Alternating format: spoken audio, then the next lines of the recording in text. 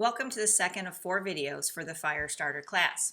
At this point, you should have watched video 1 on this YouTube channel, signed up for and completed your assigned week 1 homework on Edge Factor. The topics covered were Who Cares, Personal Management, and Strong Work Values.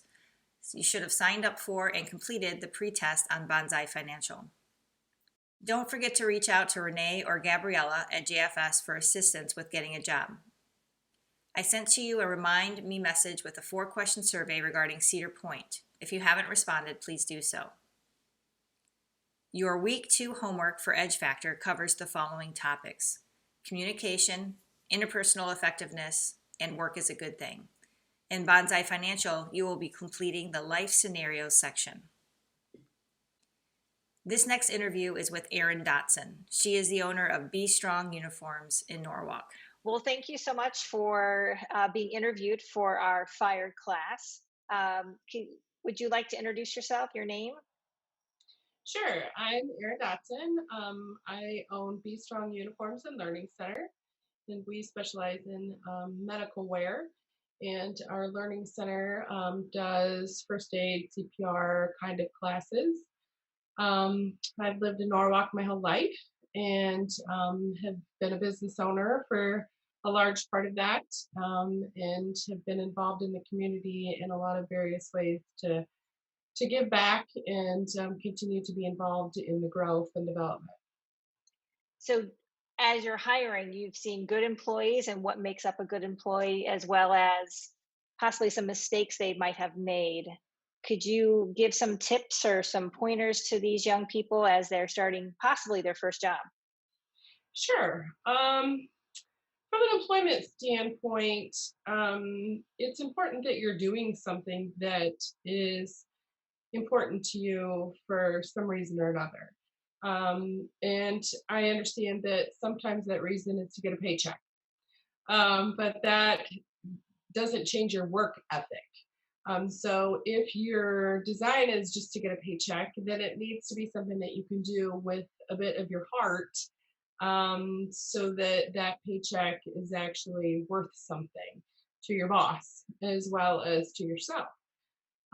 So I would think that first of all, choosing where you're going is an important piece. As a boss, I always found it interesting and would ask the question, like, why are you here?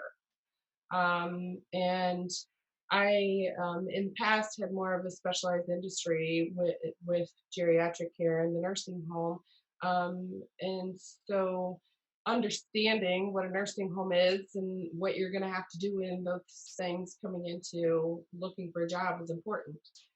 I also have always felt like it needs to be a good fit. Not every boss is for every employee, and vice versa. So if you are in an interview and think this person is just not somebody who I want to work for, you kind of need to go with that, because in the long run, that will flush itself out. And it's better to recognize that early on than later in the game where there might be some negative relationship effect from it. Great, thank you. One of the things that we're going to be covering is successful failure. Uh, is there any experiences that you've had or some scenarios you can talk about regarding successful failure? Um, I feel like successful failure is such an important part of personal development and growth. And so anytime there's a situation that overall might have been a failure, I try to take the time to say, what's my part? Like, what was my part in this? Because it might have been a minimal part, but it was still a part. And it was worth me trying to identify as a person so that I could do better next time. And I think oftentimes people have a hard time with that. They don't want to look to themselves as the problem. And it's not a problem.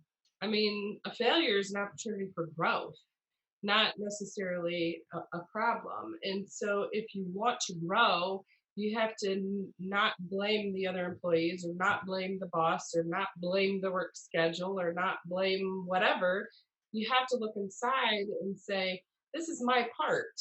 My part is I took a third shift position to work 70 hours a week, and I don't like night shift, and I don't want to work 70 hours a week.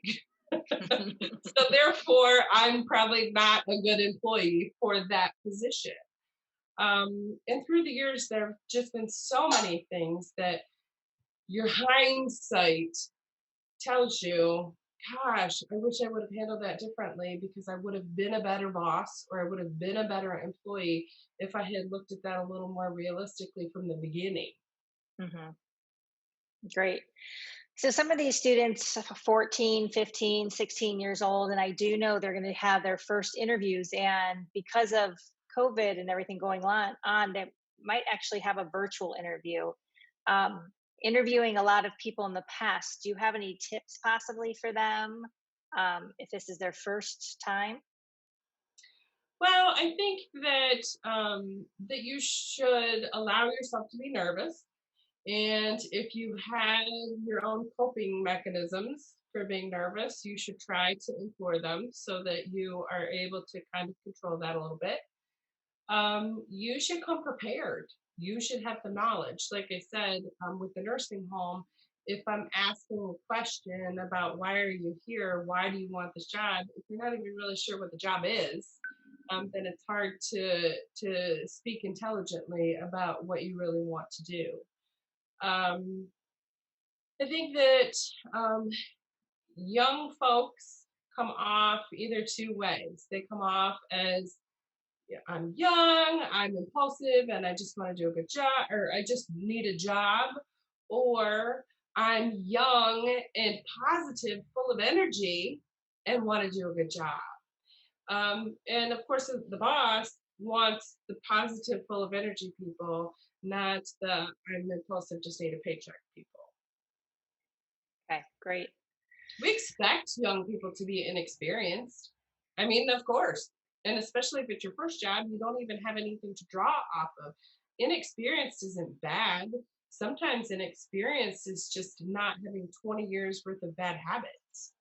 Um, that's not a bad thing, really. There's so much that you don't know when you're new. You know, how do we get paid? When do we get paid? Where do I take a break? Where should I park? All of these things that you probably got told in orientation, but orientation is a whole lot to process. So having like a safe person to be able to guide you with those questions and help you understand the process is huge. And I think that people who, regardless of the industry, people who care about the industry and care about the place they're working, care enough to mentor new people. Well, we thank you so much, Mrs. Dotson, Erin. I don't know which you Yeah, go by, but we really appreciate your time and thank you for coming on today. sure. This last lesson is brought to you by Huntington Financial. They will cover budgets, credit cards, and debit cards. The information will be asked in your life scenarios homework this week on Bonsai Financial. Good afternoon. My name is Carrie, and I'm proud to work at Huntington Bank. At Huntington, we're guided by our purpose of looking out for people. We want everyone at every age to have the tools and resources they need to make informed decisions about money. We do that through workshops like this and through our branches. Your branch is located on Fort Ball Road in Willard. The branch manager there is also named Carrie. She and her colleagues are available to answer any questions you have about money or finances. Today, some of my colleagues are here with me to empower you with resources and information that you can use to take charge of your financial future. Now I'd like to introduce you to my colleague, Carolyn, who will talk to you about financial decisions. Carolyn? Good afternoon, everyone. I'm Carolyn, and I'm thrilled to share with you some basic information about financial education and decisions. So we recognize that financial decisions are vital to our ability to achieve financial security and the freedom to make the choices to allow us to have an enjoyable life that suits the choices we'd like to make. First, we're going to start with the assumption that you have received your job, and we're going to first look at what happens when you receive your first paycheck. So when you receive that first paycheck, of course, you were excited because you were going to start out. And if you look at the bottom of the check, it says that we're going to talk a little about gross pay and net pay. Net pay is the actual amount you receive in your paycheck. So your gross pay, if you look at the bottom of the paycheck, is the regular pay. So your regular pay is $600. However, as you break that out and look at the itemized withholdings or deductions that come out of your paycheck, and these are the automated expenses that are pulled out before you actually get your check. So first off would be your Medicare or Social Security tax. Secondly would be your federal taxes, and that's the 3720. So the Medicare was the 870. The federal tax is the 5957, and then the final tax is your state tax, which is the 2819. So all of these deductions are examples of what will come out of your first paycheck now, and your paychecks going forward. This paycheck does not show additional benefits that may come out of your pay, such as things such as health insurance costs, things such as additional expenses that you may choose to take out of your check, such as your desire to put money aside for savings, which may be a 401k, or to put money aside for child care expenses or special health care expenses. For example, if you need to purchase glasses or some large expense and you want to put money aside into a healthcare savings account. So with that said, I'm going to turn things over to my colleague, Reggie, who's going to talk with you a little about income and expenses. Thank you. Thank you, Carolyn, and welcome. I would like to talk to you for a moment about income and expenses.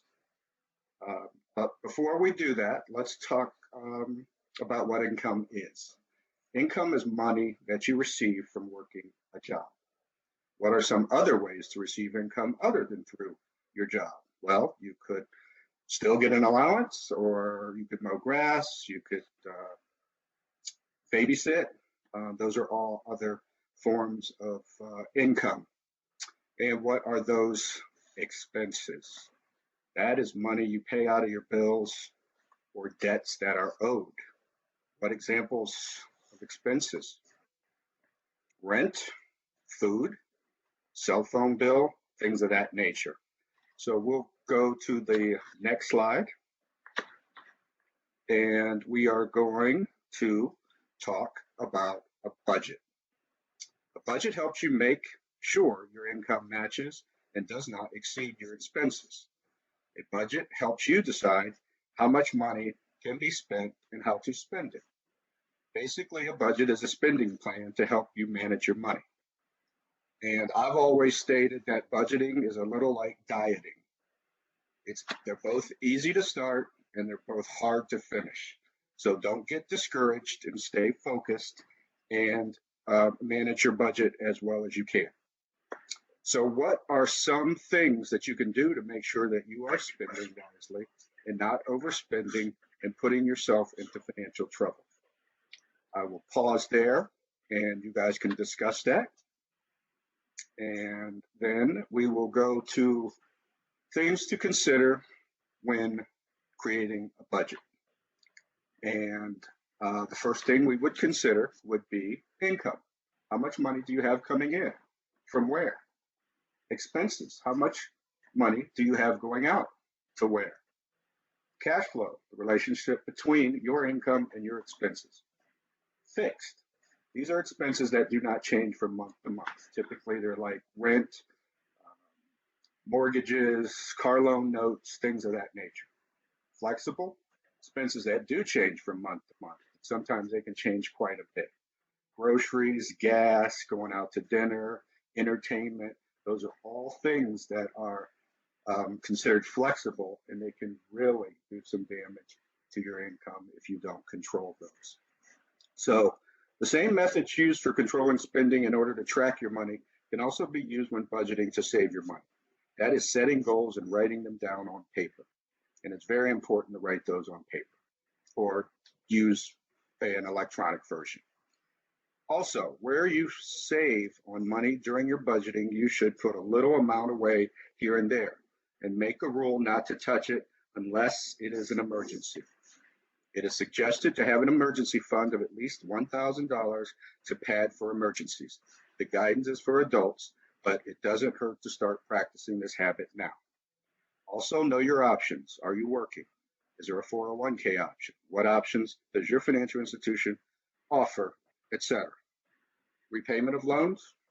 Know when this is expected, and again, what options. So I will turn it back over to Carolyn to talk about wants and needs. Thank you, Reggie.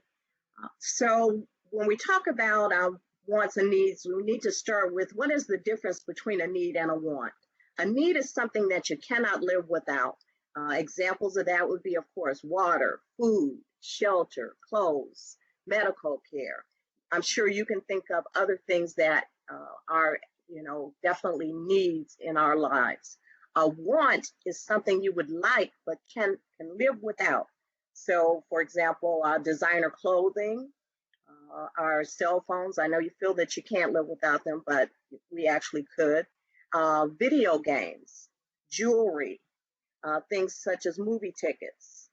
So give some thought to, on your own, some things, additional things that would be wants versus needs.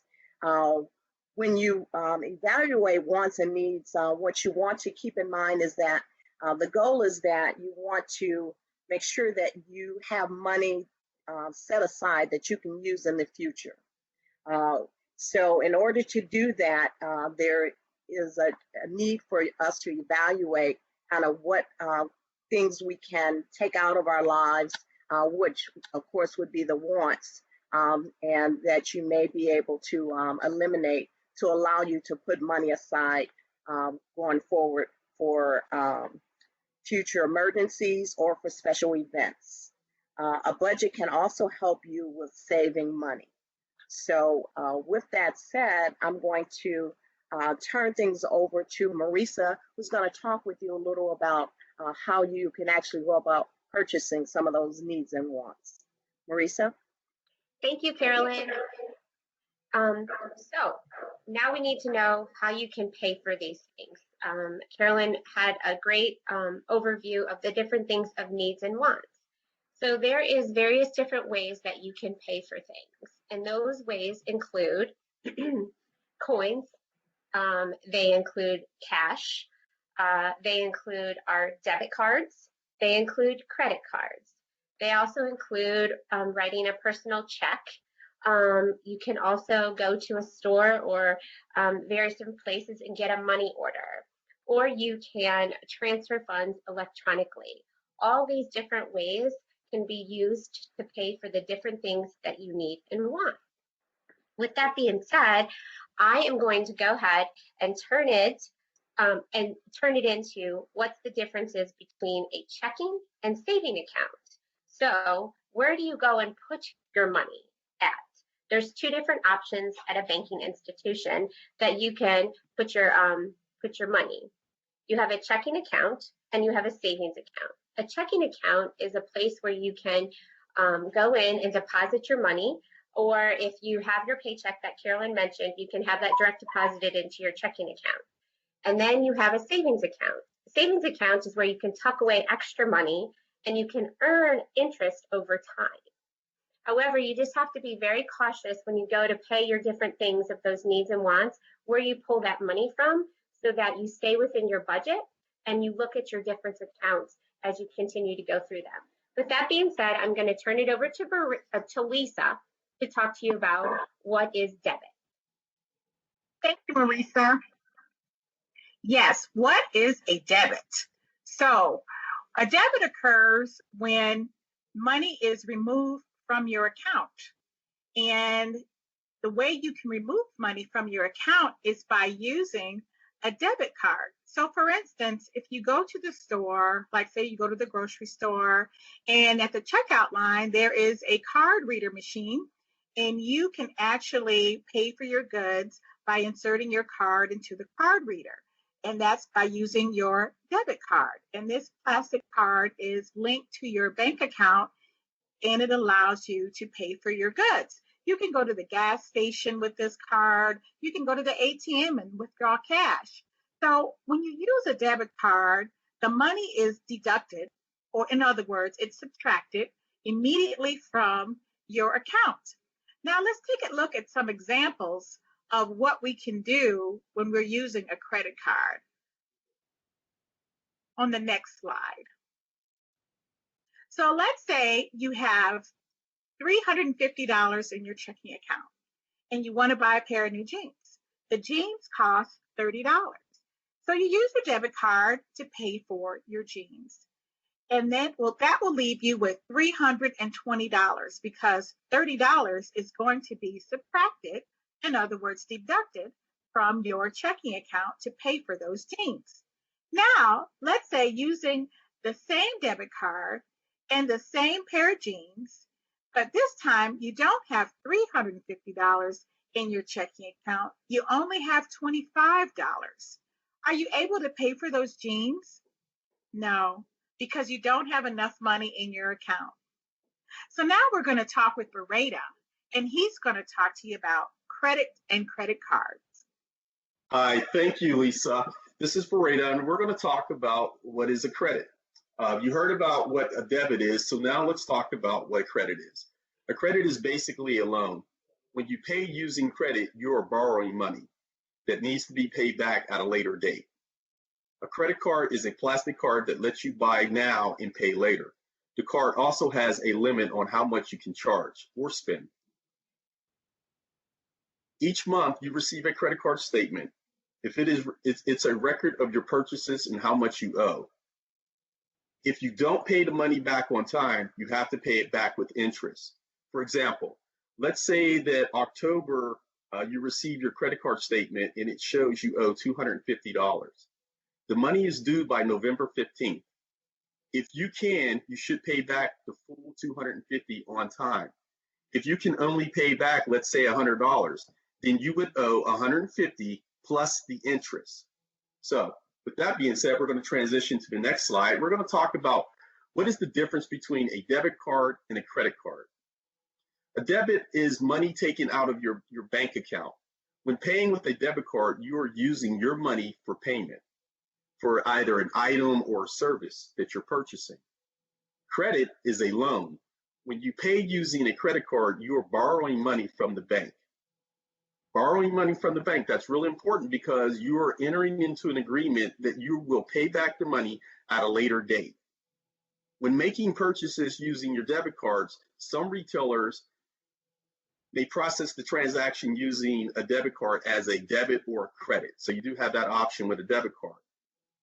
This simply refers to the network that is processing the transaction. It's very important to remember that when you're using a debit card, and if you should choose credit as the transaction, that debit, it still comes out of your checking account. It is not credit. The money still comes out of your checking or savings account. So that's very important to remember. So now we're going to talk about the five things to know about credit cards on the next slide.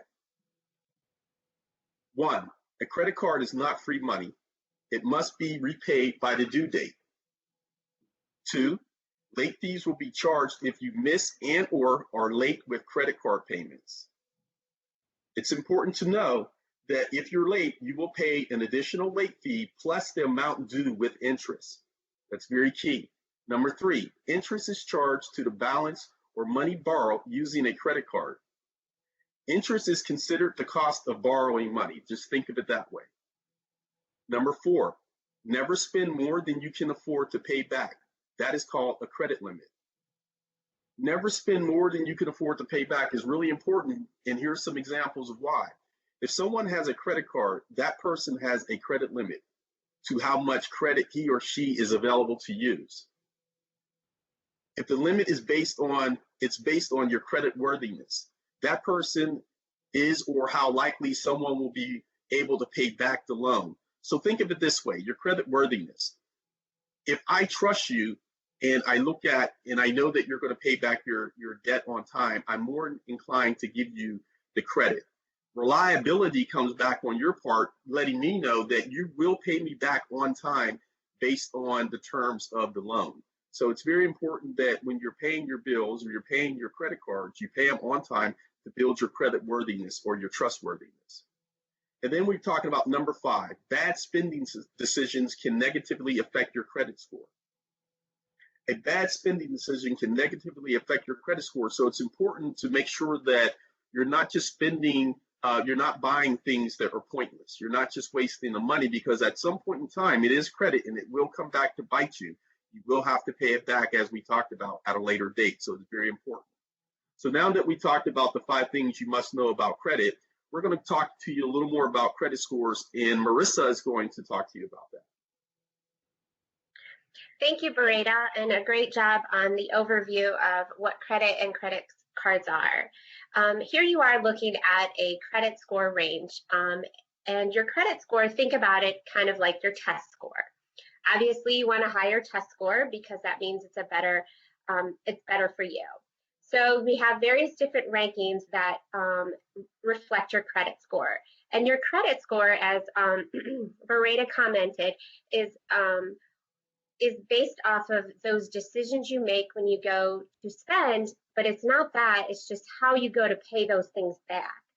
So if you look at your the thing, you get points for good credit decisions and good behavior. And you get points taken away if you have bad credit decisions and bad behavior.